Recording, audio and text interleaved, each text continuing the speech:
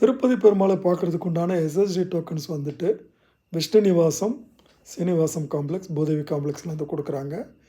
குறிப்பாக நோட் பண்ணிக்கோங்க. இது ஒரு காலத்தில் வந்து 9 மணிக்கு கொடுத்துக்கிட்டு இருந்தாங்க.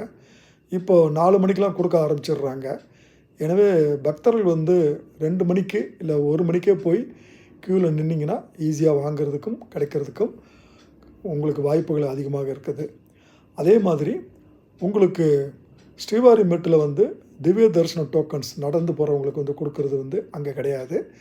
அந்த டோக்கன்கள் 4 மணிக்கு, சாயந்தரம் 4 மணிக்கு பூதேவி காம்ப்ளெக்ஸில் வந்து கொடுக்குறாங்க. இதையும் வந்து குறிப்பாக நோட் பண்ணிக்கிங்க.